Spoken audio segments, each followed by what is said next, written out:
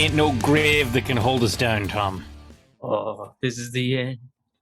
My only friend. I just really love that song because it's so depressing.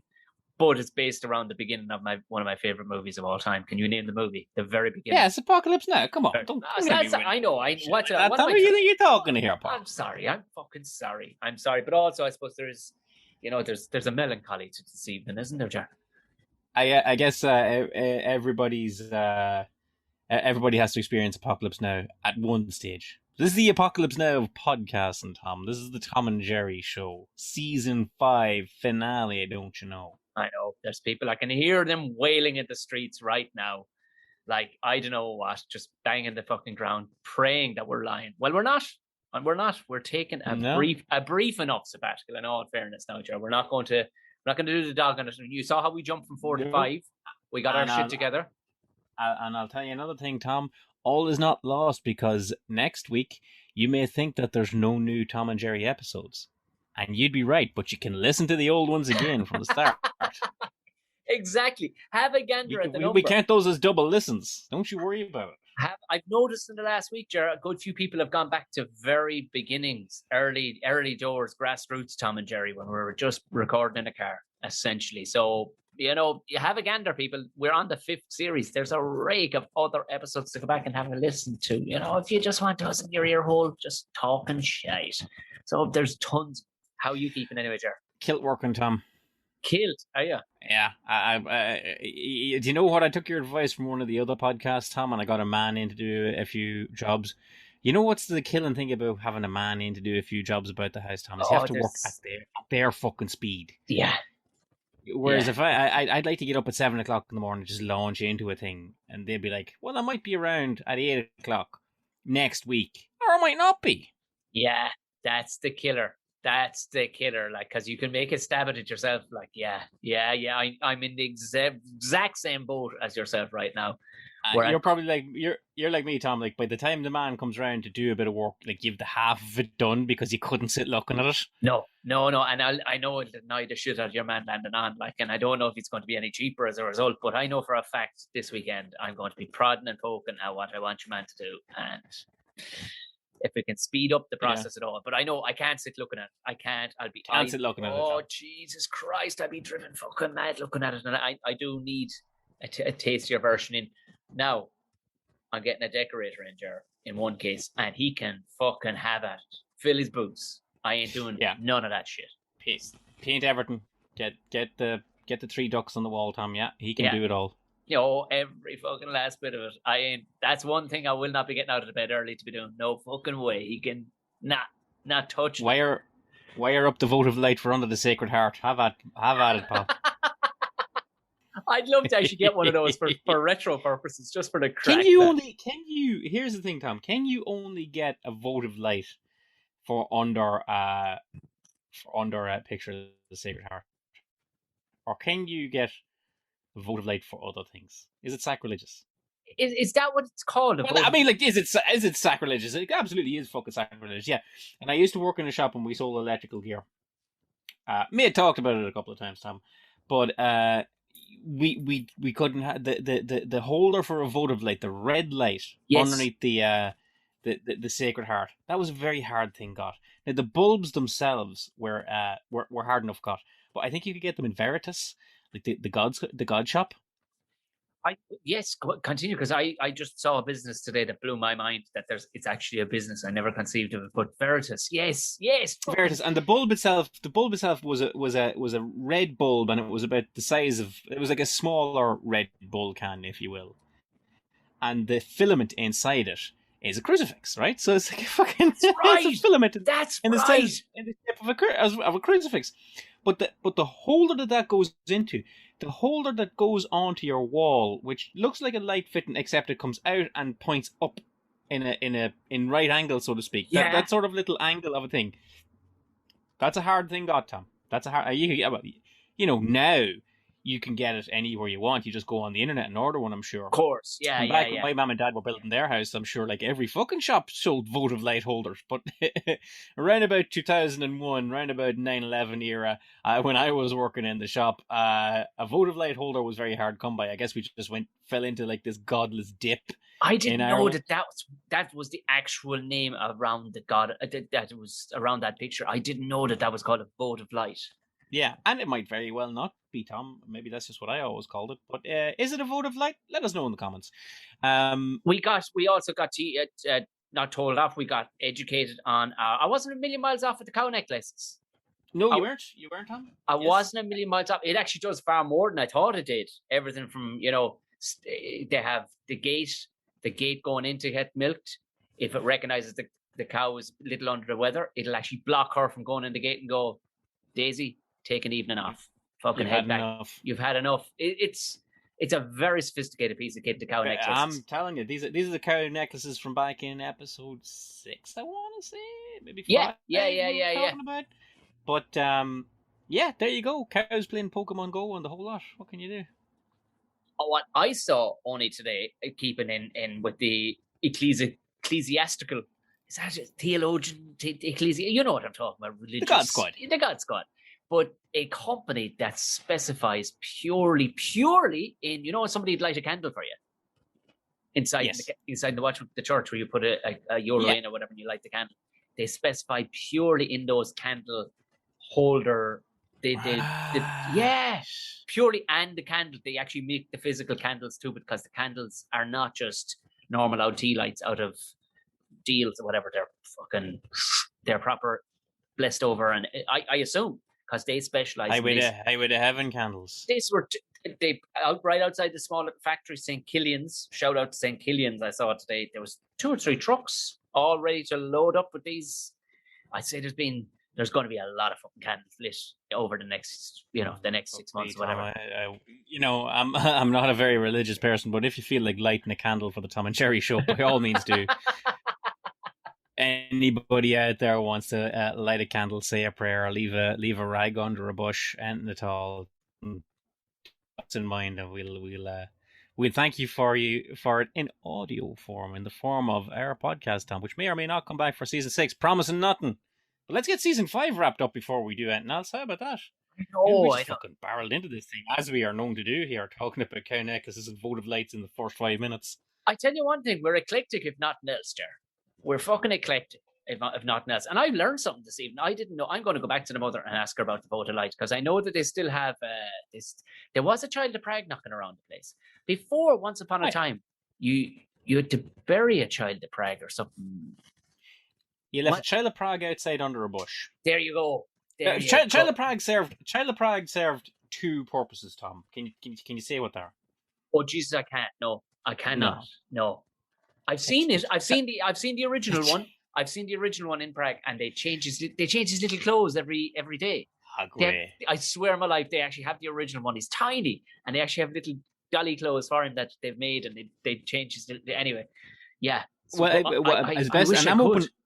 I'm open for correction on this. If there's anybody that's overly religious who listens to the Tom and Jerry show, number 1, colour me surprised, and number 2, correct us in the comments here. But Child of Prague served 2 purposes, Tom. Number 1, he was weather controlling.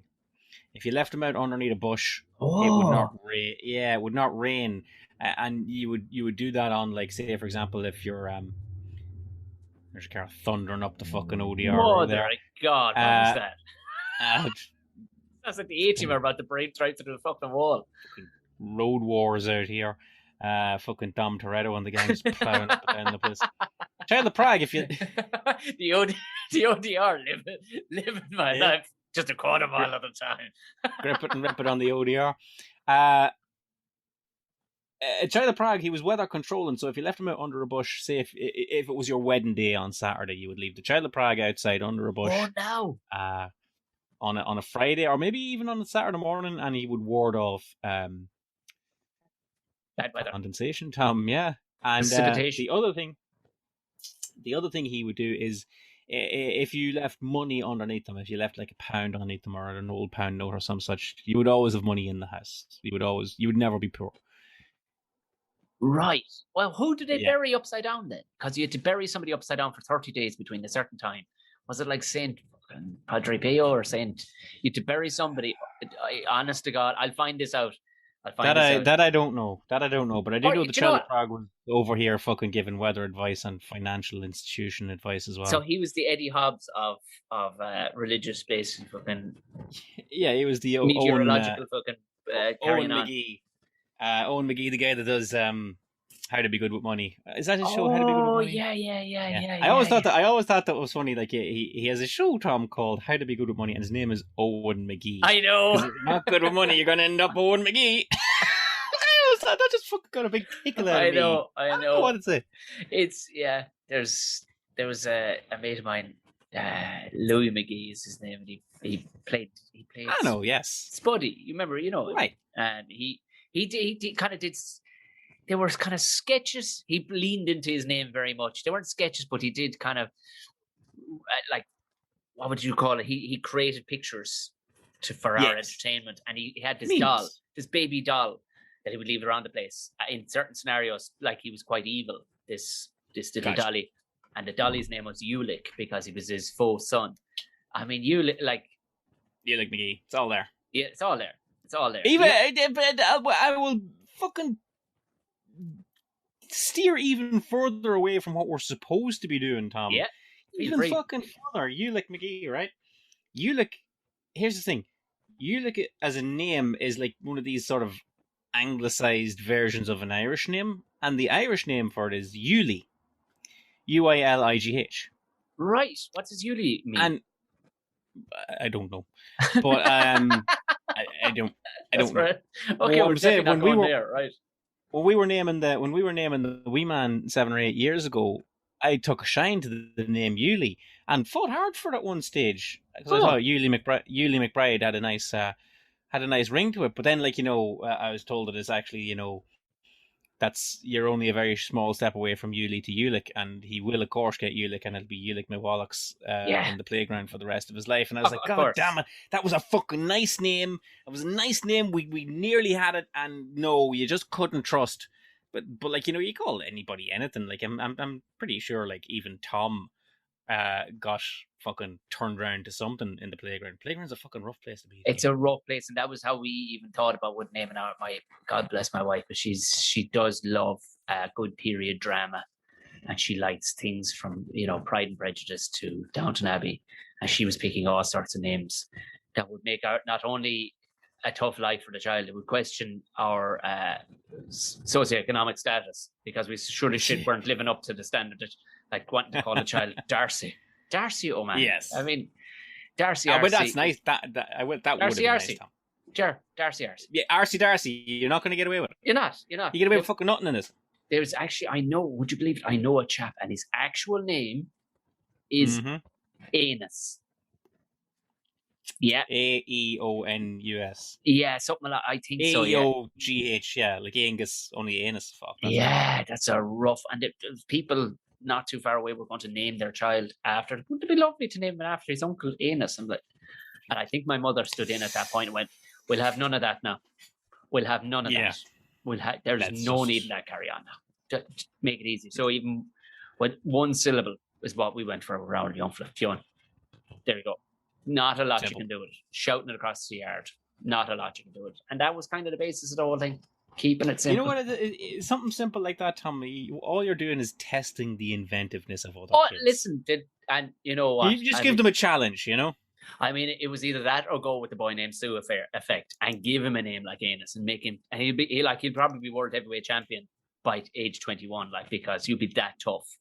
I've referenced it a couple of times throughout the history of the Tom and Jerry show, but like naming your kid Anus really is like the fucking Spartan Wolves test, isn't it? Isn't it? Yeah. Out you get. See how tough you are.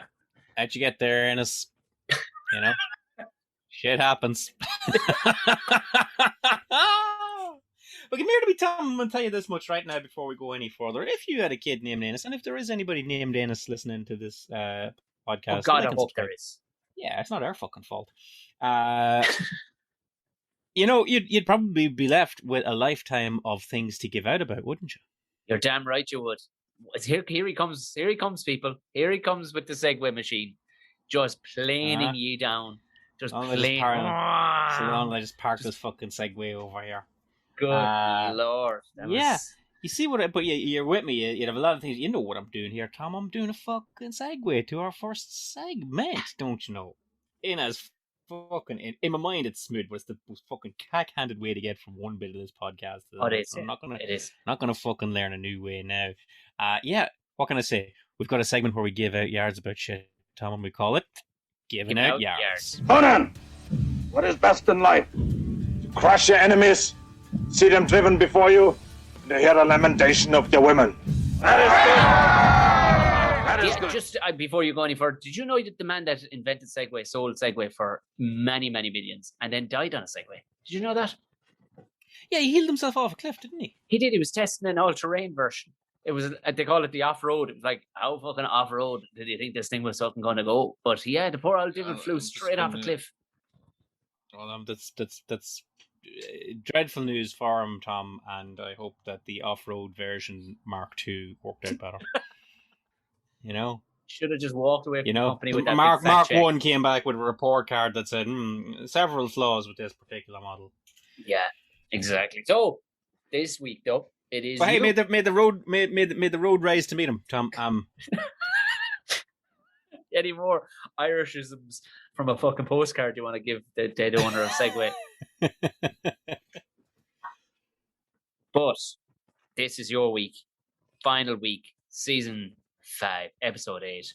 I want you to hurt me now, Jer. I want you to hurt me with an absolute belter of giving out yards. Yeah, I'm a give out yards, Tom, and Tom, we don't plan these segments, and I got to tell you, I headed into this week's episode with nothing. I was like, oh fuck, it's come down to the season finale, and I've nothing to give out about. Were you happy? Is that what you're telling me? I don't. I'm not too comfortable with you being overly happy now. An absence of things to give out about, Tom, does not necessarily mean happiness. Oh yeah, no, right enough, because you wanted the same things that could have been angry. No, because I could give out about I could give out about 100 fucking things, Tom. But like a good one for a podcast, one that's up there, and all I had to do, Tom, to find something to give out yards about was attempt to relax. Right. Yeah. And night follows day, Tom. Night follows day. I sat down the night before we recorded this. I sat down to relax, and I had a can of fizzy drink. It wasn't a beer; it was a weeknight. I had a can of 7-Up, always well and good. And I opened up a bag of crisps. Lovely. That sounds like a lovely combo. Yeah, can't go too far wrong with it. And then I noticed what flavour the crisps were, Tom. I'll read it out to you. I opened up a pack of Irish Angus ribeye steak and caramelised onion crisps. That's fair wanking. That's fair fucking wanking crisps. And I'm like, you motherfuckers have wanked up crisps. You have fucking ruined crisps. How do you ruin crisps, Tom? How do you take something that's so simple and so pleasurable and just fucking turn it in to what everything else in this world is, which is overly fucking complicated, head up your hole wankerthon? Yeah. So give me the flavour again.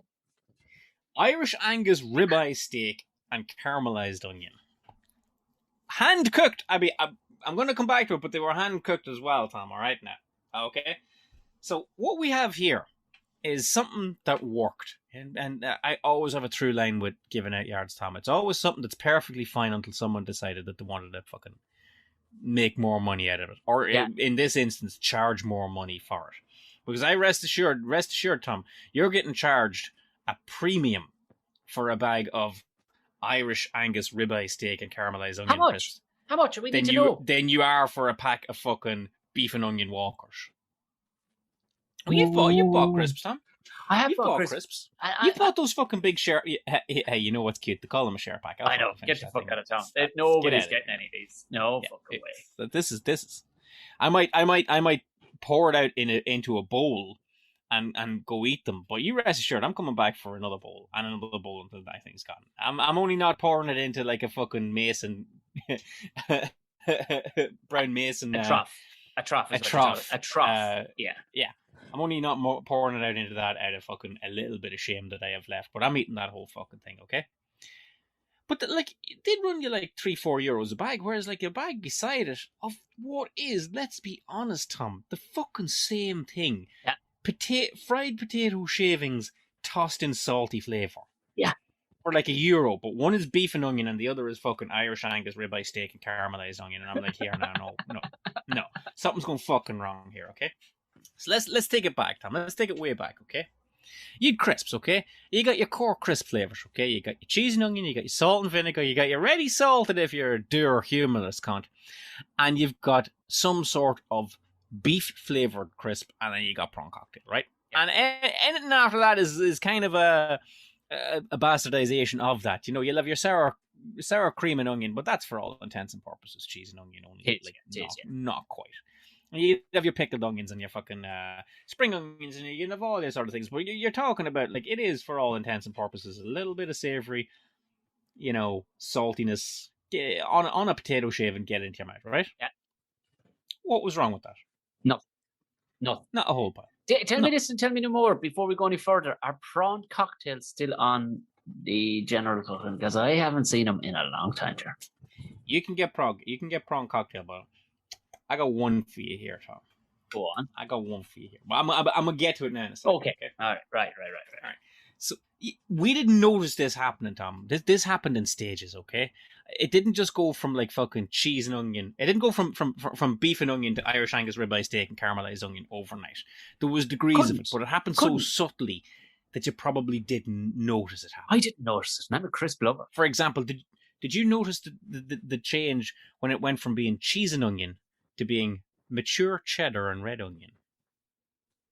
I'll be honest, I saw one and then it didn't ring through, but I didn't like the fucking vibe of what they were trying to do to me at the time. But I saw it and then it didn't see it. But then subliminally it said sit there. I definitely know of it. It's like a cousin that you met one time.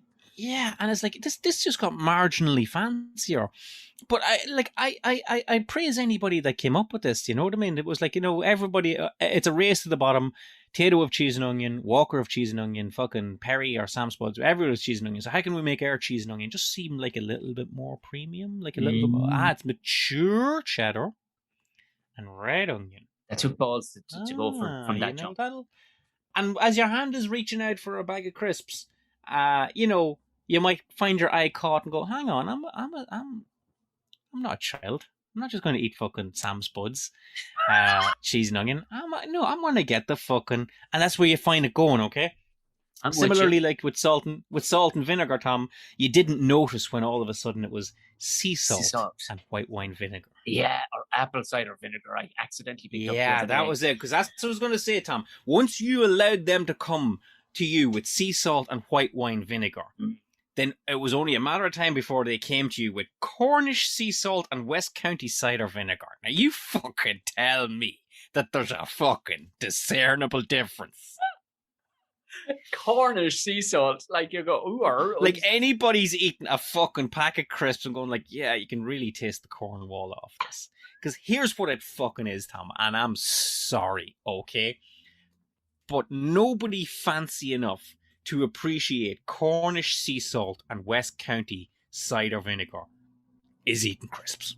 It sounds like it's a distinctly Brit kind of a crisp there you're talking about, that particular one now. Like, I mean, but with the West County. But like nobody that would be familiar with the taste of Cornish sea salt and West County cider vinegar is fucking cracking into a bag of crisps watching the A-Team remake. I can honestly, I can't imagine there's anybody walking down the aisles going, "Oh my God, can you believe what I'm looking at right now? I love Cornwall cider or Cornwall fucking cider. I love it. There's nobody. You're 100% right. There is nobody is doing that. And Thomas, like, they have introduced a few new flavors. Like, there's a whole, like, I could go through list upon list upon list of all your. Didn't Walkers come out with a thing where pick a flavor? Do you remember? I'm getting to that. Okay, great. Don't you fucking worry about that, Tom. I'm getting to that, right? Good. All right. Here's one that I'll give them points with this one, Tom, for at least introducing a new flavor into the crisp, so that it wasn't just like, okay, well, I guess they're calling it mature cheddar, let's call ours aged cheddar. I get went a little off the beaten path. Black truffle and olive oil. These are fucking crisps now. All right, this is not the starter at a wedding. Right, this is fucking crisps that you eat while fucking supping cans. Right. Black truffle, and now they are delicious, I would say. Okay, but it just seems that. I'll be honest with you, Tom. Right, I'll be honest. I'm 40 fucking years of age. Okay, I'm not fancy in the slightest. The first time I tasted black truffle and olive oil was in these crisps. All right, I'm not eating fucking black truffle and olive oil. You had no baseline. On an air, I had no baseline, but if that's what fucking black truffle and olive oil tastes like, Tom, fucking sign me up. It's that pretty good delicious, shit. All right, very good shit. And I'll go back with that. I ate prawn cocktail crisps for a long time before I ever tasted prawn cocktail. And I gotta tell you, when I got to prawn cocktail, it was very disappointing that it didn't taste like a bag of skips, Tom. I gotta tell you that much, right? Okay, fucking setting up false expectations, which is why, Tom, I have never had it. Couldn't point it to a lineup, and I'm not entirely certain what some of the ingredients are, but I'm fairly certain that I will enjoy it when I get to it. Smoked braised ribs with ancho chili. Ancho chili? That's a crisp. That's a fucking crisp, Tom. Ancho chili.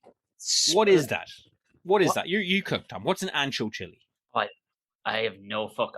That is my first time that has landed inside my ear holes. I have never heard of an ancho chili. I know an anchovy, and I know a chili. Fucking madness, Tom. It's criminal, isn't it? So how can this be allowed? How can this be allowed to go on? Now, Tom, you mentioned there the Walker's mad flavors, and every now and then they'll say, okay, make us a mad flavor, and you know, or guess the flavor, or here's something fucking crazy. So you'll see Tato will come out with like bacon and cabbage Tato for the laugh. Yeah. Okay, nobody likes them; they're not nice. But for the novelty of it, you go, oh, bacon and cabbage, or spice bag flavored Tato, and things like this. But like, at least with a spice bag flavored Tato crisp, Tom, it's kind of, how will I say this? It's for the crisp loving audience. It's a jest. It's a little, you know, it's a folly. It's like, look, we're probably not making a lot of money on this, lads, but let's have a bit of crack. It's probably a loss leader more than anything. It's to get you involved and go, aren't we all having a good time? It's to remind you that, and like, nobody's going to fucking fall out over this.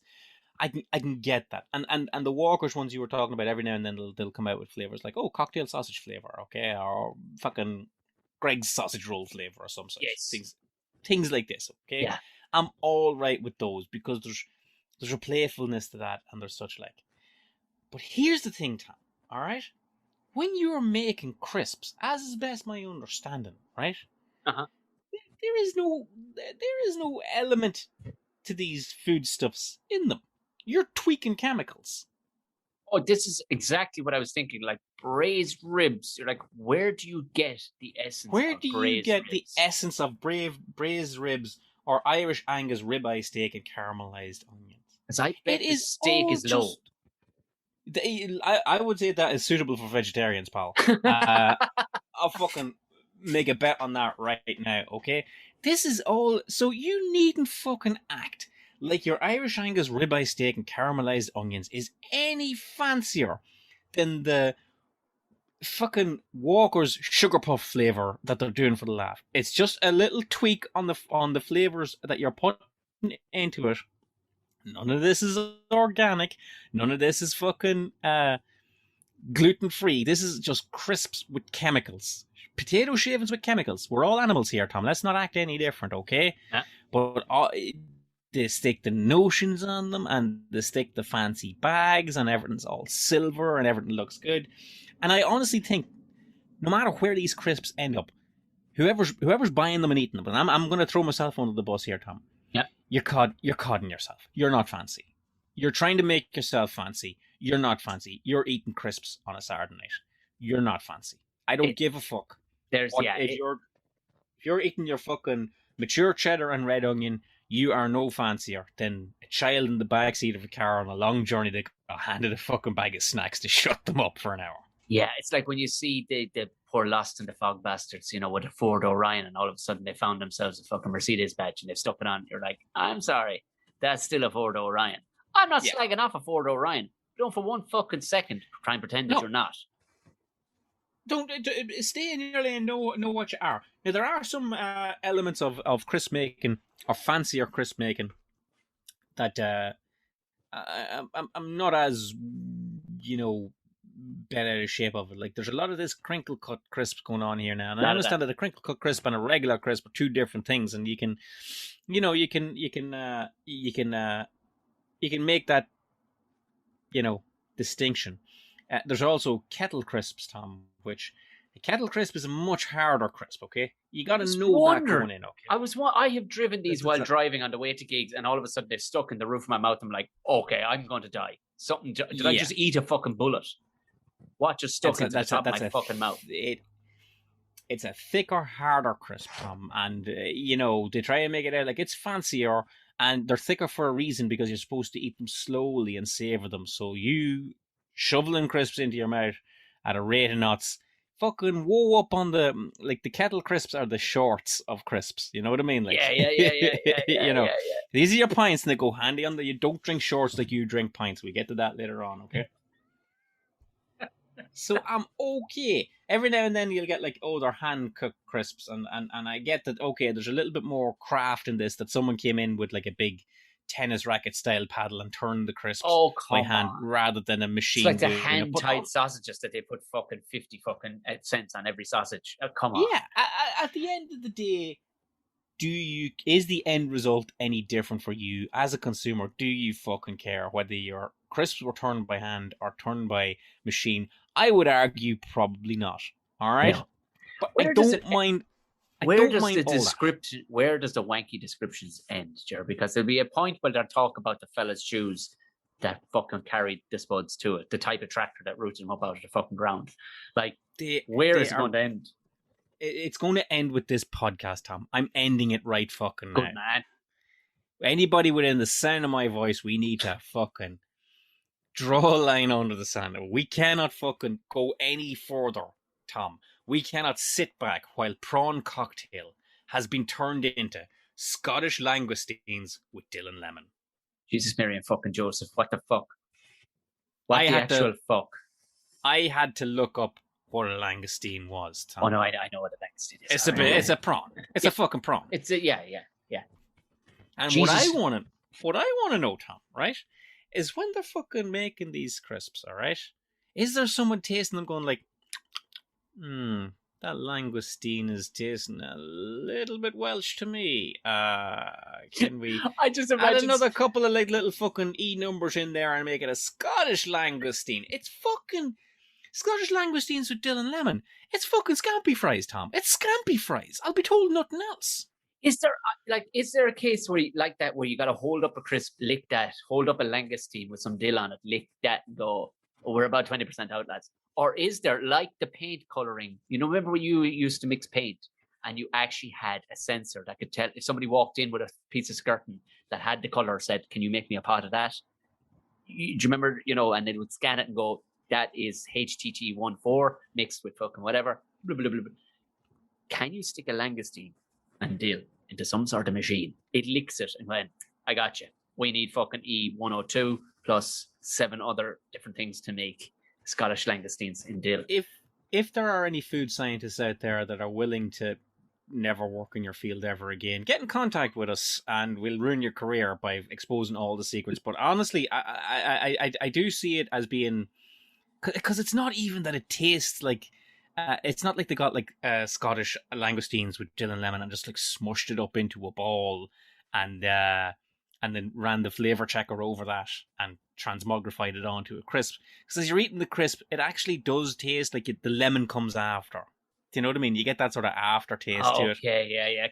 So there's some fucking science going on here, Tom. Listen, I'm a fan of Heston Blumenthal. I'm a fan of him. I like the way he makes that wallpaper you can eat and stuff like that. And I like the way he tries to create flavors. But I can tell you here now, I haven't eaten those crisps. I've eaten langoustine with dill. I would not want that in fucking crisp form. I sure as fuck would not want that in crisp form. So I can guarantee you whatever anybody else is eating, and if you haven't had langoustines and dill, you ain't having langoustines and dill. It's like buffalo flavor.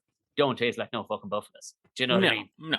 It's just it's random spices And here you go. And like, I'm okay, but like, this is the wankiness we're heading for. Here's one that broke my heart here, Tom. Here's one that Oh, come on now. buckled me. All right. Free range chicken mustard and Worcestershire sauce. What's chicken mustard? I don't know what chicken mustard is, and I had to look at it, see was there a comma, see if it was a free range chicken mustard and Worcestershire sauce. It's like your one had that song, "Wet ass pussy." I'm like, what's an ass pussy? I don't know what that. Yeah, that is not one item. Chicken mustard. What's chicken Again, mustard? I'll be open to correction of this whether this is free range chicken, mustard, and Worcestershire sauce, or whether it's like chicken mustard, like the way you can make chicken gravy, I suppose.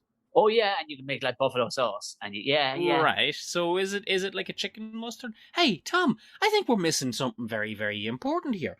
What the fuck difference does it make that it's a free-range chicken? It's not a free-range chicken. These are not free-range chemicals. This is a fucking barrel of shit thrown over potato shavings and sold to McBride at $5.99 a bag. See, this is where we're getting just like your Scottish langoustine. You're going, tastes a bit Welsh. That chicken tastes like it hasn't been outside all day. This tastes like an introverted chicken who likes to game all day. He hasn't been outside in fucking weeks. I'm sorry, guys. Back to the fucking drawing board. I don't know where they go from free range chicken, because that's like turning around and like, oh yeah, you see over there the Walker's roast chicken flavor. Well, over here we've got free range chicken mustard and Worcestershire sauce. Over there, Walkers are using chemical battery chickens, while we're using chemical free range chickens. I'm like, you motherfuckers are mixing salt and spuds. Yeah, stop what you're doing. This is bullshit. This is a whole pile of bullshit. It's like Mountain Dew. You can really taste that goat. Yeah. And like, this is even like, I don't get so bent out of shape, Tom, when you see like you see crisps and they're like Ridge Max Extreme Jalapeno flavor, spicy, and like they're extreme crisps. Because, like, that's bullshit. And, like, but at least they're playing, like, okay, who's going to be eating these crisps? Lads playing computer games, boys watching football. Do you know what I mean? Like, so let's make them a big, colourful, salty. I had ones the other night, they were spicy chicken wing flavour. And they tasted like they were buffalo sauce flavour. Which in itself is a flavouring in it. All you're doing is taking a flavouring and saying, we're doing that same flavouring on these. But I get you. When you start putting, where does it are we going to now go and, this was it. This was the other thing. Get the fucking, the hot spicy chicken wing flavour, which I ate and I loved, and I gotta tell you, they were like, you could tell they were bad for you because my fingers tasted like it for days after, like, you know what I mean? Jesus, it got in the skin. You know what I mean? Yeah. It's like, God, that's, I can't wash that off, you know what I mean? And I was rotten drains, Tom. And still, like, later on, wash your hands, sit down for your dinner, and you're like, fuck, I can still taste hot chicken. But they were doing it right. They were like, look, lads, we're not wankers. These are fucking spicy chicken wing flavour crisps. That's just what they are. Okay? Love it. You go the other way. You take that same flavour of crisp and you give it over to the wanker brands. And now all of a sudden it's like free-range corn-fed chicken wings with fucking Belgian blue cheese sauce flavour. Like, no, it's not. No, it's fucking not. It's chemicals and spuds. Sprinkled with West Cork fucking salt. Yeah. Yeah, with a side of crisp Irish celery. It is the height of fucking bullshit, Tom. And if it's anything you should know about me, all over these giving out yards, it's that I hate it when something works and is fine and is perfect, and someone comes along and wankers it all up to make an extra pound a bag. Yeah, wankers ruin fucking everything. They do. They absolutely do. They ruin car brands. They ruin fucking fashion. Not that either one of us gives much of a shit about that, but they do. They'll come along and they'll take something as simple as a simple old spud up out of the ground, sliced up, fried, and flavored with some shit, to turn around and start sticking names on it, like, exactly what you said. All for the benefit of people who aren't fancy enough to not be fucking eating crisps in the first place. This is the thing. There ain't nothing fancy. If you these things aren't being fucking wheeled out in the ambassador's ballroom, Tom. Like, Exactly. I mean, Ferrero Rocher pushed the boat a small bit. But you ain't giving fucking Ferrero Rocher to no ambassador. But you sure as shit are not sitting down going, what's for this evening's meal? Well, it's actually Irish Aberdeen Angus with fucking caramelized onions. With caramelized red onion. And you sit back crisps. and go, fantastic. And all of a sudden, a bowl is put in front of the man with a packet of crisps, split open, so that you don't dirty the bowl too much, but the bag is just split open, saying, have at it there, ambassador. Nor indeed before dinner, when you're having a drinks reception out in the lobby, there's not like a guy going around with a fucking silver tray of crisps. A white glove on, With the white glove on. It's just not happening, Tom. Yeah, it ain't. Exactly. I'll go back to the Ford Orion, which, by the way, was a fine car. And if anybody drives Nothing one, wrong with it. I take my hat off to you. But at no point do you get confused sitting into a Ford Orion and going, well, clearly I'm in Tesla territory here. You're not. You're not. You're not. And that's exactly what that. Stay in your fucking lanes, Chris. That's what you're saying. I agree 100%. I will not challenge you on anything to do with that, McBride. 100%. Stop. Thank you, Tom. Fucking ruining God blessed things like crisps work. Leave them alone. Exactly. Very well said. Good on Thank you. I like that. That was nice. Now I like that. I can 110% wholeheartedly get behind that. I mean, we could try segueing again, or we could just plow. I don't know. I'm tired, Tom. You want to plow flat face straight into our next round? Let me see what we can do about segueing it into this. No, I got nothing. Here's our next segment about things that you wouldn't think we like, and it's called "You Wouldn't Think We'd Like This." Oh, we like goblins as bats and fishes, but we hasn't tried horses before. Do you know what? That's surmised your own previous segment. Do you know what I mean? In that you didn't wank it up anyway. You just went, here it is. Here it is, as flat as a navvy shovel. Here you go. Bang. I could, if we rearrange the segments, Tom, later on, I could be like, hey, I was eating crisps, and you know what goes great with crisps is a beer, Tom. Yeah, okay, but like, I think people are on board at this stage. They're going, we don't need it, guys. We don't. I mean, we enjoy it, and we will continue to do it if we get another season. Just saying, of sorts, you know, we're not promising nothing. If we get another season, we're promising absolutely nothing. But Tom, this is you this week to tell me something that you. It is me this week. After I shook our friendship to the core over the last couple of times, it was me, Tom, telling you things that I liked that you wouldn't have thought I'd liked, and let's see if you can also stick a razor into my soul here, Tom. I think though they could also, especially your ones, I think guilty pleasures. You know, some of yours are guilty bowel pleasures. You know what I mean? Like, obviously, there's been adverse ones where you're going, fucking hell, I did not see that coming. And I think this one for me, there's a lot of things like that. I'm on par with a lot of people where I really dislike a lot of situations that a lot of other people like. And I try to be, because I'm a cynical old shit, sometimes I try to fucking look at it from the other side of the coin, but sometimes you just can't get away from it. But Jerry, I really, when I think about it, look into my soul, I genuinely enjoy a day at the NCT. I fucking love it. I fucking love it.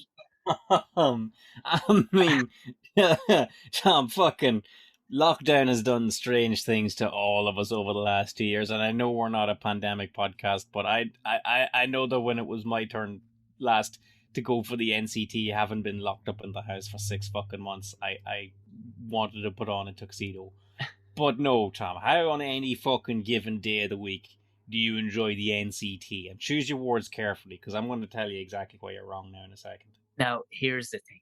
It's a smugness. I'm in an honest to goodness fashion. That's what it is. I was never strong on academia in school, right? For some reason, I'm blurring back and forth. But I was never strong on academia in school. My sisters were. Sisters were very academic people. Not me. And they used to love the fact that they would ace an exam. They'd fucking ace an exam. Why? Because they fucking knew everything about it. They'd studied, they worked hard at it. And the teachers would even kind of give them a nod, like, bet you aced that, didn't you? I fucking did. And similarly, I'm no mechanic, but I get it right for the NCT every fucking time. And when I see people, like the last time I was there was a smugness there was a nod between myself and the chap that was taken in the car, because the woman in front it couldn't have been timed better. She had shit all over the inside of the car. She got nothing ready. It was just a fucking hell show. And then she started bollocking him out of it because she was like, why do I have to take stuff out of the boot? Why? The guy was like, because I got to be able to make sure you got a spare tire. It's in there. It's fucking in there. And I'm sitting there rubbing my virtual hands together going, just have a look at mine. It's fucking perfect. It's exactly what you want coming up next. And I did. The guy gave me a fucking little, like, I even went, I knew I had plenty of tread in my tires. Maybe another 2 months left. Oh, what you reckon with the tires? They okay? Might want to change them? He went, not at all, man. Not at all. I'd say you've 3 or 4 months left on them. You keep going, horse. I was like, good on you. Good on you. It's my time to shine, Jar. It's my time to shine, the NCT. But even Tom, I like being prepared for these things as well. Like, and I like to pass an NCT first time. If I don't pass an NCT first time, I don't mind that because I know it's not going to cost me any more money than it would have done, if you know what I mean. I'm with you. If you were going to fail on something, you were going to fail on it. You were always going to spend that money. Yeah. Yeah. You know, so I don't mind that. Why it puzzles me why you like the NCT. You've just described all the reasons why I might like taking the car to the NCT because, you know, I would get prepared and I would have everything ready and I'd be confident that would pass and it wouldn't fit. Like, and I don't fucking hate the NCT, but it doesn't faze me. But I would imagine that someone like your good self takes the NCT as like a personal insult. I get you. And do you know what? Once upon a time, they have gotten better, Jar. They've gotten fucking better. They have. Once upon a time, they were exactly that. They were an absolute shit show. They were looking at things that didn't need to be fucking looked at.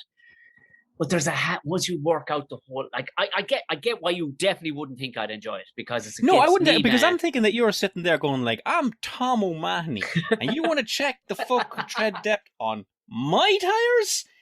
Get the fuck! If I were you, if I were me, which I am, I'd be like, yeah, you know what the fuck do I know about tread depth on tires? I mean, like, you know, I guess, you know, you would need to check that. With someone like you in the air, you're like, you want to fucking check my emissions? You dirty bastards want to check Tom O'Mahony's emissions? You think Tom O'Mahony is driving around with poor emissions? You think I don't fucking know about poor emissions? I don't understand how you don't take it as a personal slight that they would fucking check.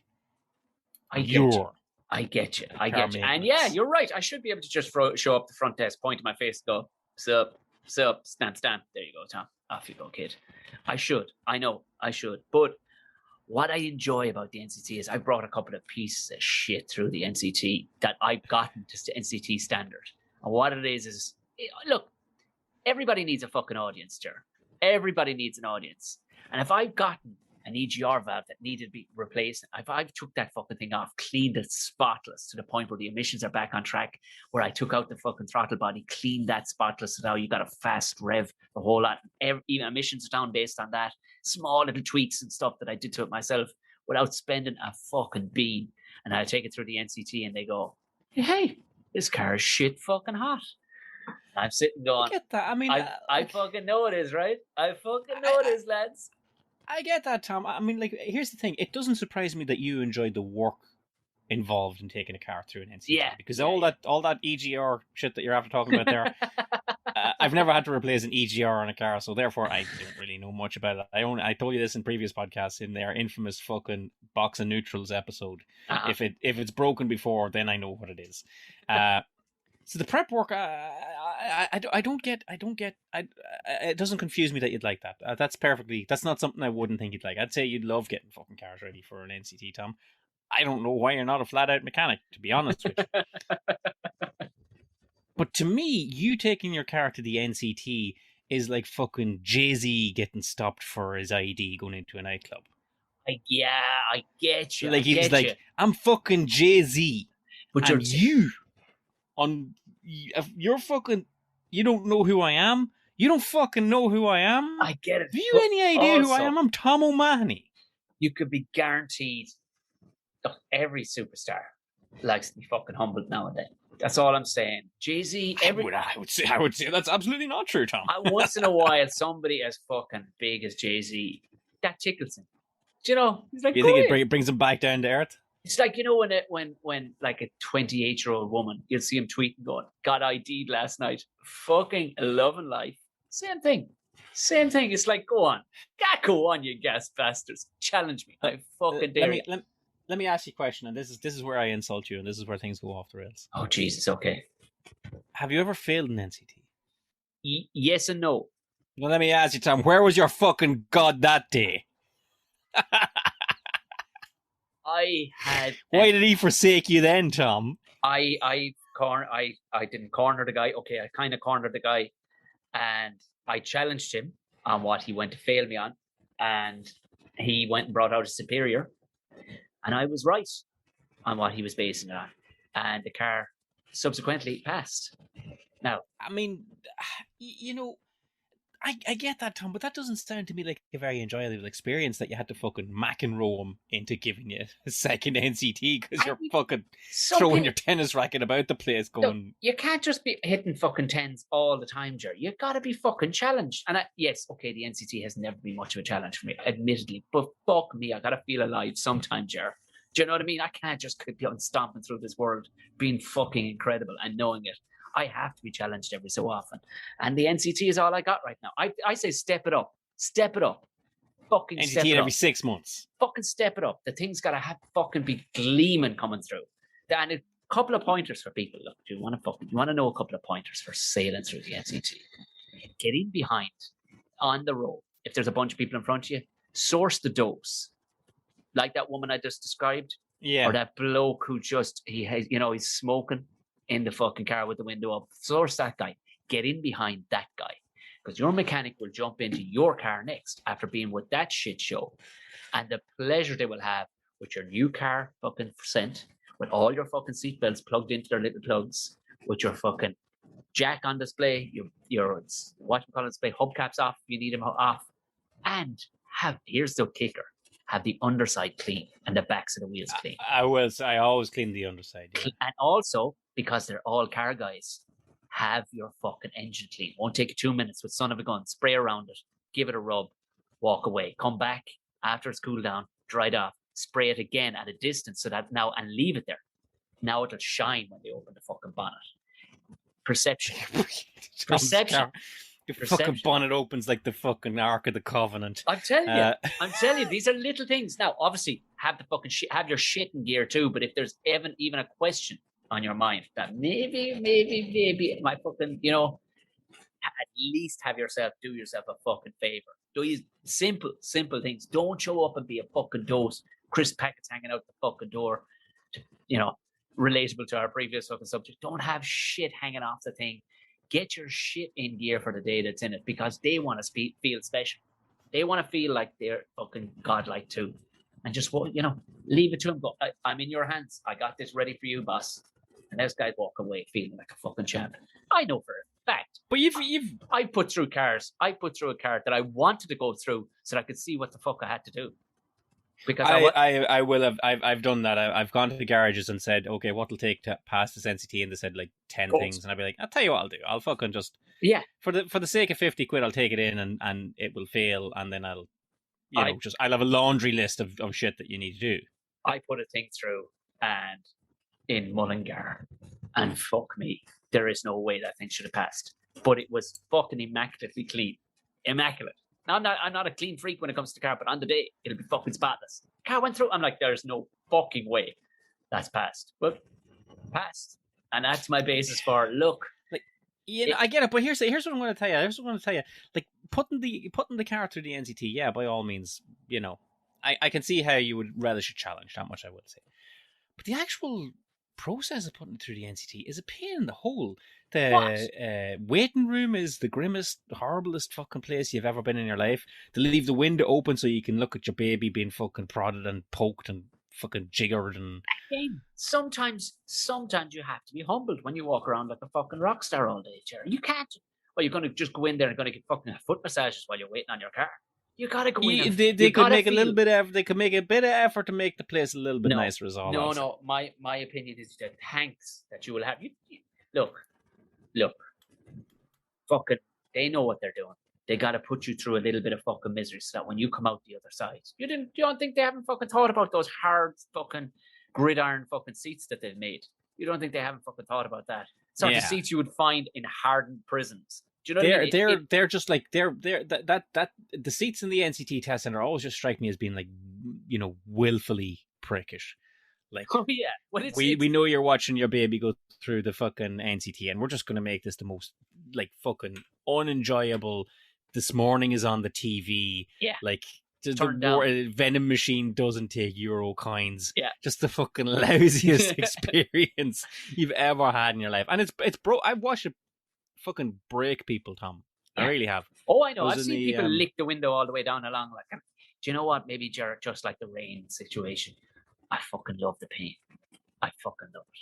I don't know, Tom. I think sometimes you have to cut yourself to fucking realize you're alive. You know what I mean? You can't just go stomping around catching tens all the time. Like I said, you gotta have a little fucking pain.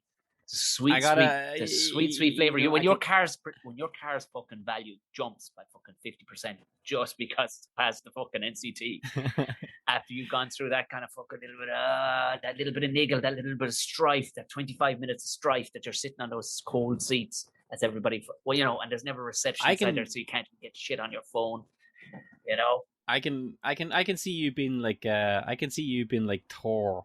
When he challenged who could lift his hammer, and he's just sitting back all fucking cocky as fuck, like, I got this. And then like Captain America just moves it just a little bit, and a flicker comes to my eye. You're like, what the fuck is this about? That's when they come back, and it's like pass all the way down, but it's like pass with a suggestion that you go get a fucking CV boot done on it or something like that, and you're like, what? Now, what the fuck? I don't think so. Yeah, no, Ultron has never showed up, picked up my fucking hammer. That's all I'm telling you. It's no, it's not. Look, I get it. I get why people are under pressure. Here's the thing. I get it. You know, here's the thing. What an NCT is, Tom, more than anything else. Like, you know, and I don't think anybody would put their hand up for it. Like, if you've got a mouthful of grand teeth, you don't turn around and go, "Fuck it, I might get a root canal for the hell of it." You know. Yeah. Here's the thing, right? And you know this is true. And I hope it never happened to you. Going by this story, it never has anyway. The NCT can just not give you your car back. Yeah. And I was there one night when that happened. Did it happen to you? No, fuck no. I was at the NCT in out by Ballymon, out by IKEA. Yes. Yeah. That's where I get all my NCT in done. And that's my NCT guy. Yeah. Yeah. And it was some fucking dumbass altogether at some dumbass time at night. It was like 11:30 at night or some shit like that. You know the way they sort of do it like round the clock, or to do it into ridiculous hours. And I went out early because I'm not fucking sitting up till 11:30 to get me NCT done, right? Uh-huh. And I figured if I went out at about, I went out about like 10:30 or something like that, maybe they'd just like squeeze me in. I mean, like, how rigid is the system, right? Exactly. Very rigid, Tom. That said your NCT's not until 11:30, so you're fucking sitting there, pal. Sorry. I goes, like, you can't just like kind of put me through, jump the queue. Nope, you can't. I goes, okay, well, today I learned a lesson about the NCT. While I'm having that conversation, a guy beside me is pacing around the fucking waiting room on his phone trying to get reception. As he said, nothing to be had, and he's having, like, you can see he's having one of these hello, can you hear me? Yeah, no, it failed conversations, and his car had just fucking, I don't know what the hell was wrong with it, but they're like, you're not driving off in this. We legally can't give you this car to drive off. Okay, and he was like it was like a well-to-do sort of guy, like, whistle and toot the whole lot. Like, he was, it wasn't a boy racer that came in fucking screaming on a Honda Civic with the arse of a dragon on the ground like that. And he's here trying to fucking contact someone to come pick his ass up because he's stranded in the NCT test center at fucking 10:30 at night. I got to talk to him. I says, I tell you what, whereabouts are you from? He goes, Malahide. I goes, you know what? I'm telling you what I'm going to do. My NCT's not until 11:30, and I'm not going to put me through anytime soon. It's 10:30 now, and I'm not sitting on these fucking seats for an hour. I says, jump in the car, and I'll drop you home. Right? Because other than that, he just wasn't getting home. And as I drove him, I threw him in the car, and I spun him out to Malahide from the Ballymon exit at that time of night. It's like fucking 25 minutes there and back again. I coasted through the NCT when I got back. I would fucking have to with the karma that I was getting for this one here. And as I was dropping home, he was just telling me that, like, the car was driving fine.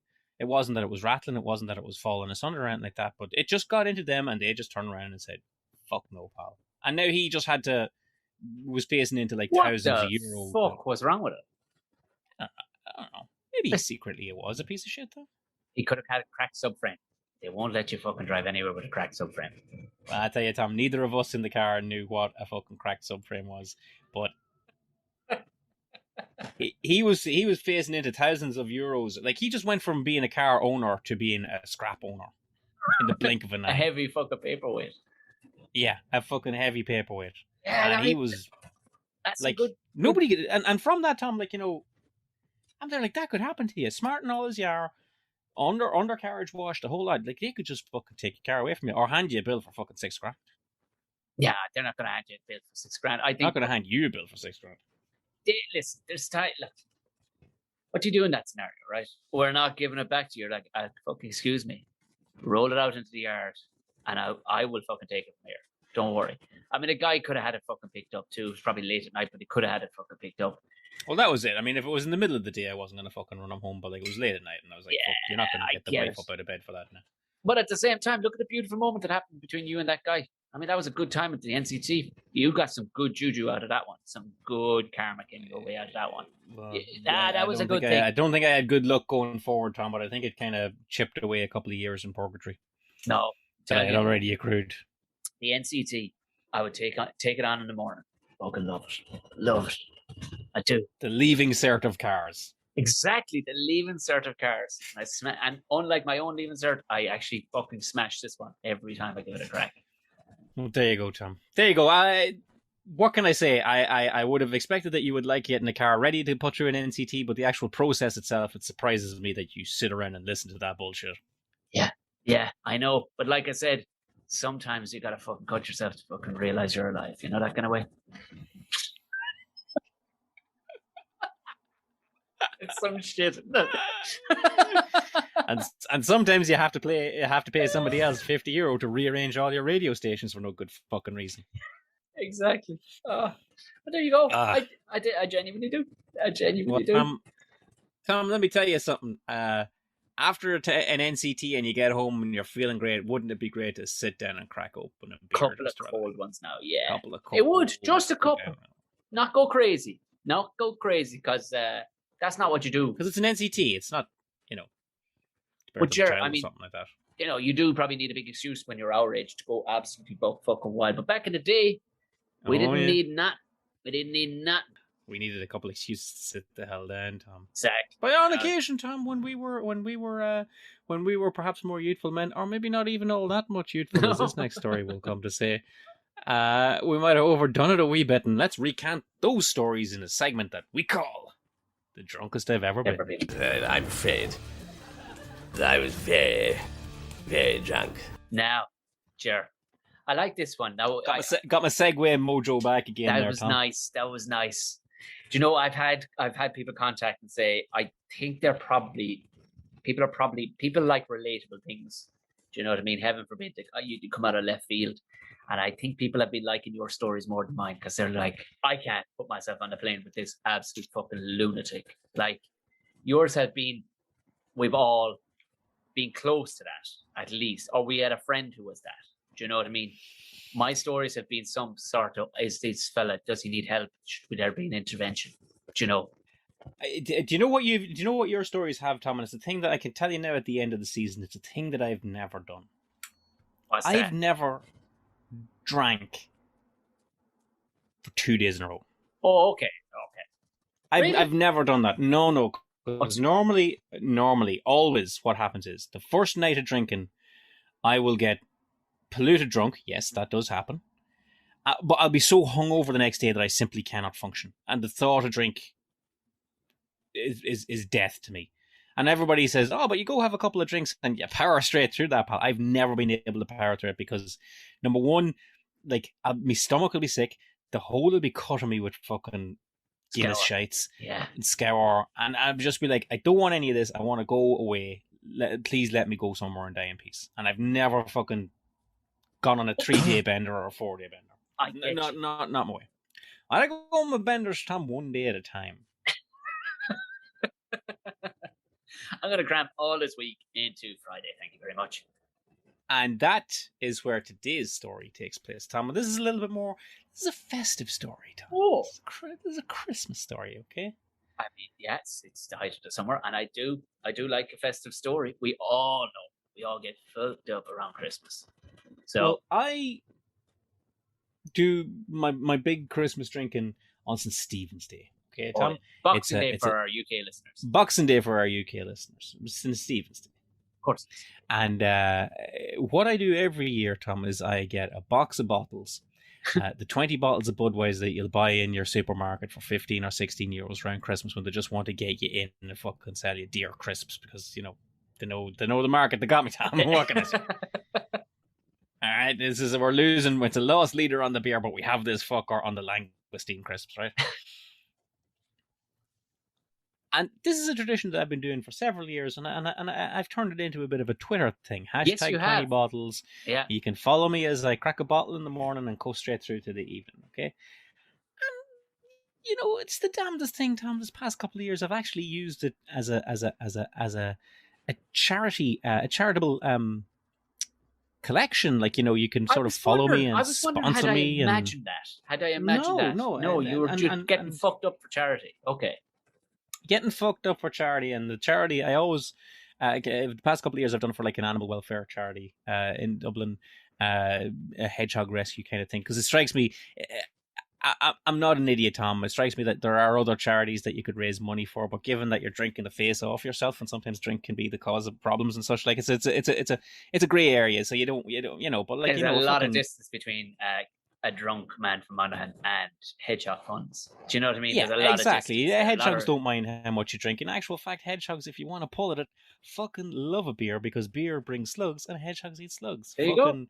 And when they don't get slugs, Tom, they eat Budweiser pickled slug flavored crisps.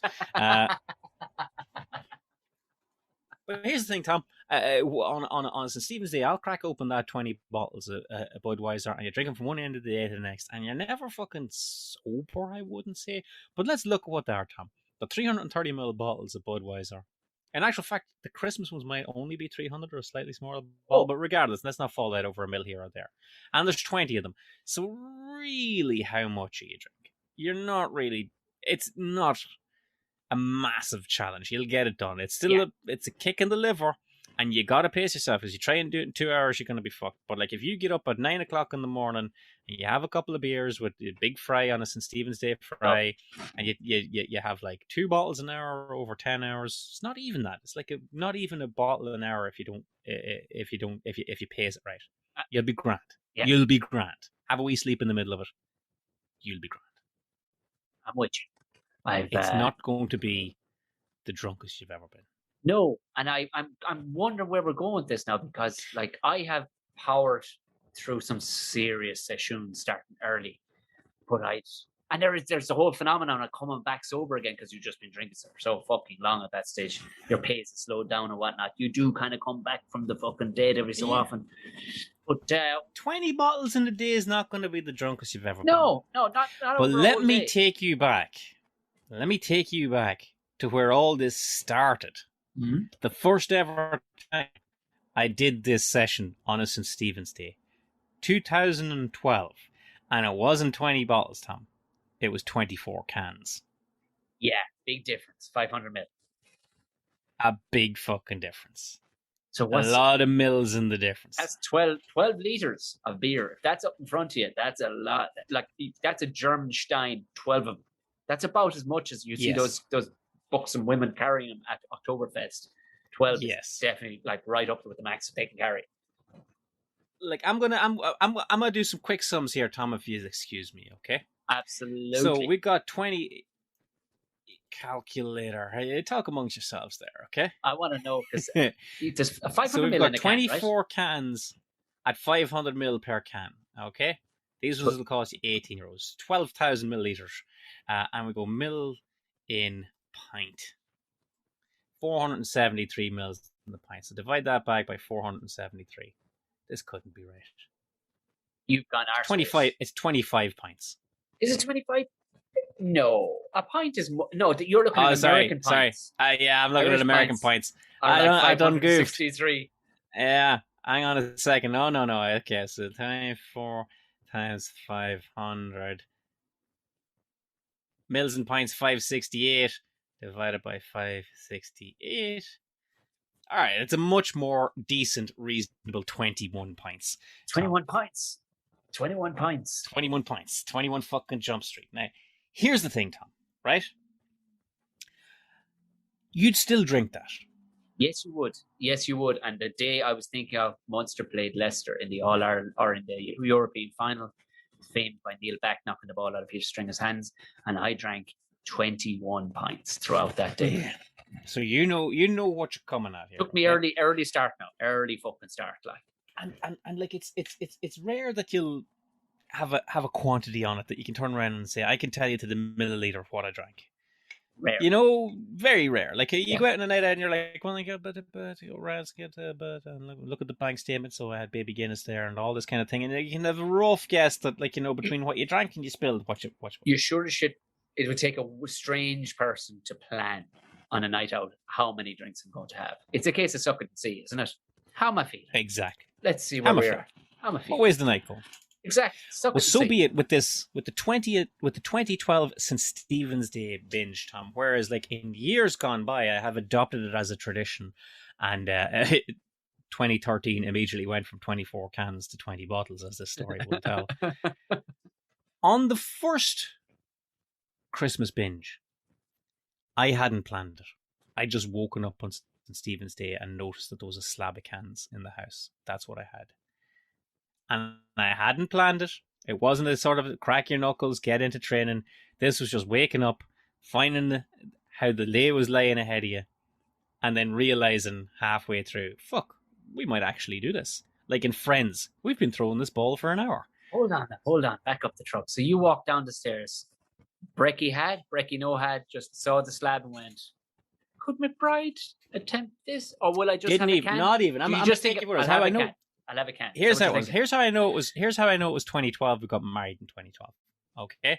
And I hadn't drank the whole year because I wanted to get fucking slim for the wedding. Lovely day, and you were both very svelte. It was a beautiful, beautiful wedding.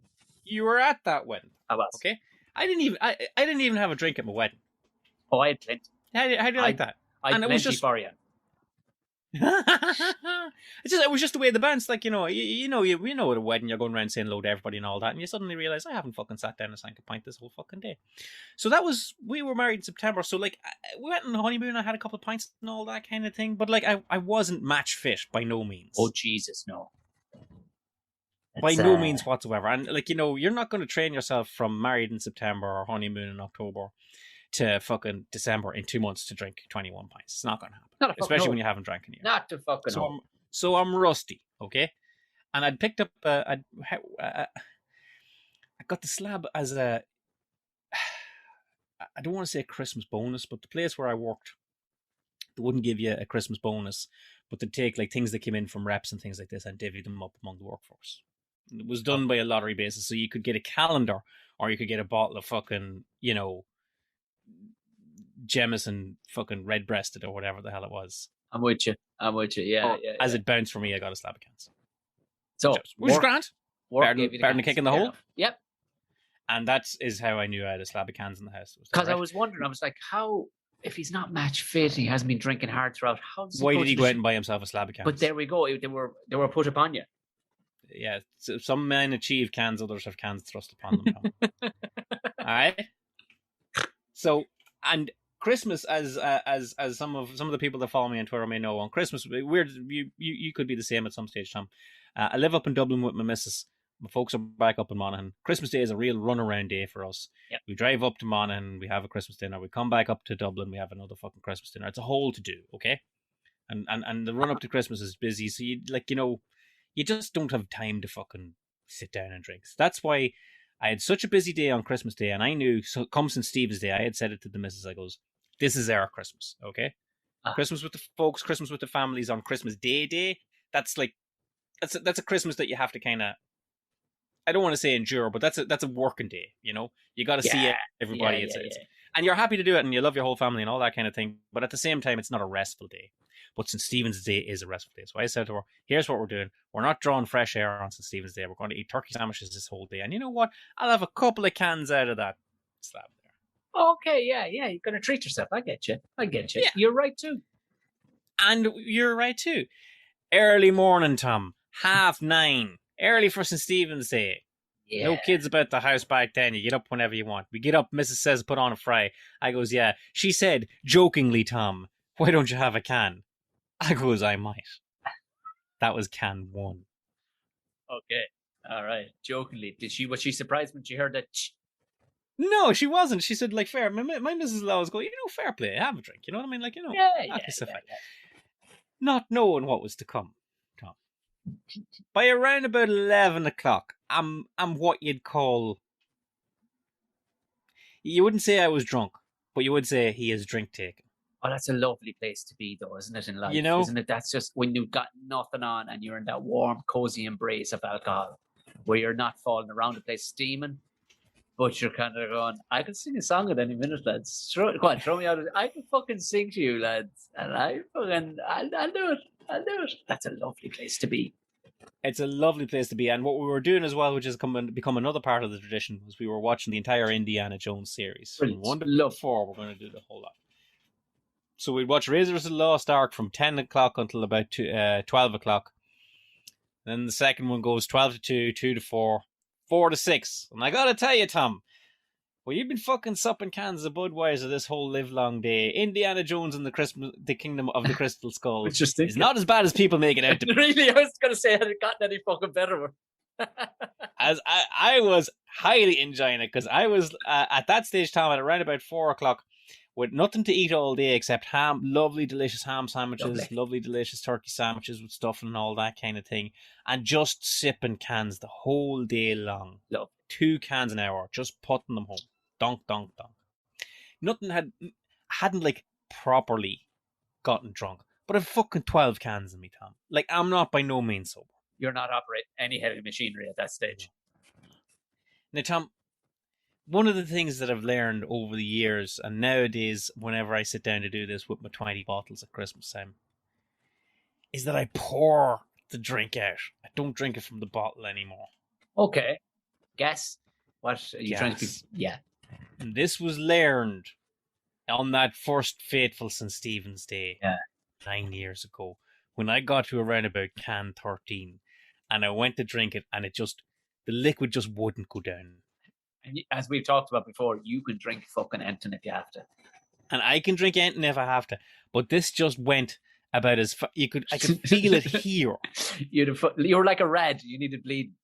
I needed bleeding. I needed bleeding like a fucking radiator, Tom. I was completely full of gas because I'd been supping cans like directly from the can straight into me. So you're literally just pouring carbonated Budweiser. And like, say what you want about Budweiser, Tom.